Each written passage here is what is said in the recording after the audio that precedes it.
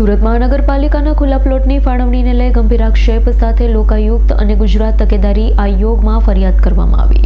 સુરત મહાનગરપાલિકાના વિવિધ ઝોનમાં આવેલી કિંમતી ખુલ્લા પ્લોટની ફાળવણીને લઈ હવે વિવાદ સર્જાયો છે. આ મામલે અસલમ સાયકલવાલા દ્વારા નિવૃત્ત ન્યાયમૂર્તિ અને ગુજરાત લોકયુક્ત જસ્ટિસ બિરેન વૈષ્ણવ તેમજ ગુજરાત રાજ્ય તકેદારી આયોગ સમક્ષ લેખિત રજૂઆત કરવામાં આવી. રજૂઆતમાં આક્ષેપ કરવામાં આવ્યો છે કે 2021થી સ્થાયી સમિતિ દ્વારા વિવિધ ખુલ્લા પ્લોટ વ્યક્તિઓ અને સંસ્થાઓને 6 મહિના માટે હંગામી ધોરણે ફાળવવામાં આવતા રહ્યા છે. ફરિયાદકર્તાના આક્ષેપ મુજબ આ ફાળવણી માટે સેન્ટ્રલ વિજિલન્સ કમિશનની માર્ગદર્શિકા મુજબની ટેન્ડર પ્રક્રિયાનું પાલન કરવામાં આવતું નથી અને દર 6 મહિને સ્થાયી સમિતિની બેઠકમાં વધારાની દરખાસ્ત રજૂ કરી ફાળવણીનું રિન્યુઅલ કરવામાં આવે છે. ફરિયાદમાં એવો દાવો પણ કરવામાં આવ્યો કે કેટલાક પ્લોટ નજીવા ભાડે ફાળવવામાં આવ્યા, ત્યાં પેટા ભાડુત રાખી અથવા કોમર્શિયલ પ્રવૃત્તિ કરી મોટી આવક કરવામાં આવી રહી છે. સાંભળો શું કહ્યું અરજી કરતા માજી કોર્પોરેટર અસલમ સાયકલવાલાએ. વર્ષ 2021થી સુરત મહાનગરપાલિકાનું વહીવટ શાસક પક્ષ દ્વારા પોતાની ખાનગી પેઢીઓ એ રીતે ચલાવવામાં આવી રહ્યો છે ને એમાં સ્થાયી સમિતિનું જે મનસ્વી વલણ છે એ સુરત મહાનગરપાલિકાને કરોડો રૂપિયાનું આર્થિક નુકસાન કરાવી રહ્યું છે.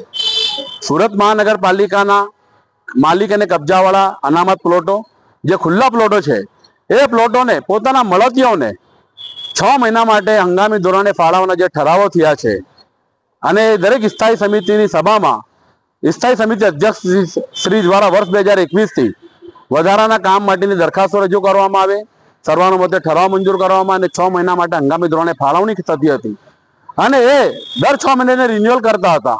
દર 6 મહિને આવી રીતે વધારાની દરખાસ્ત મૂકીને ઠરાવ કરતા હતા.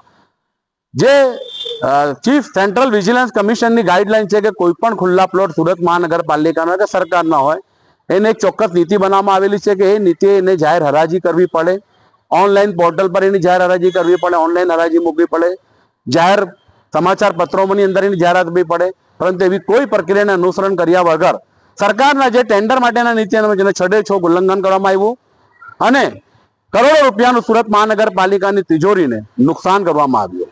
આ પ્રજાની તિજોરીને લૂંટવાનો જે ભારતીય જનતા પાર્ટીના અધ્યક્ષશ્રીઓએ જે કારસો રચ્યો એના માટે અને ઘણા એવા પ્લોટો પણ છે કે જેની ફાળવણીની અંતિમ તારીખ પૂર્ણ થઈ ગઈ મે, જૂન, જુલાઈ મહિનામાં, તેમ છતાં સુરત મહાનગરપાલિકાએ પ્લોટોનો કબજો મેળવી ના શકી વધારે દુઃખદ છે. આ સમગ્ર પ્રક્રિયામાં મ્યુનિસિપલ કમિશનર શ્રીની પણ કામગીરી શંકાના દાયરામાં છે. એ પણ આ દરેક ઠરાવની અંદર આંખ આડા કાન કર્યા છે, જ્યારે સરકારના પ્રતિનિધિ રૂપે એમની જવાબદારી બને છે કે મહાનગરપાલિકાની તિજોરીને આર્થિક નુકસાન ના છે એની તકેદારી રાખવાની, પરંતુ એ પણ એમની કામગીરીમાં સાવ નિષ્ફળ નીવડ્યા છે.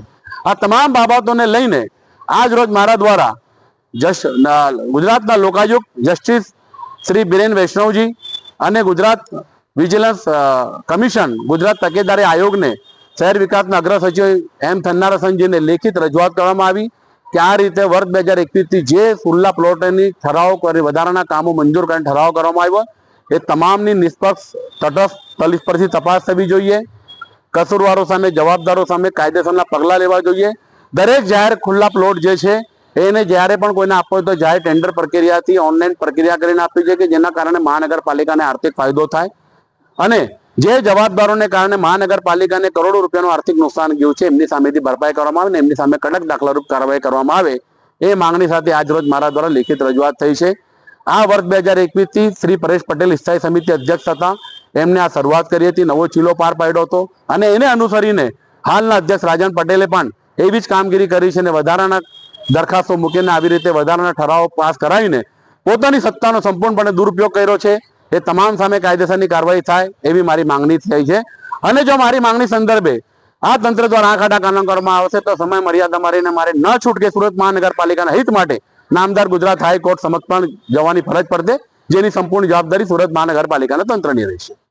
Bureau report S9 news Surat. અમારી તમામ માહિતીથી અપડેટ રહેવા માટે જોડાયેલા રહો S9 ન્યૂઝ સાથે.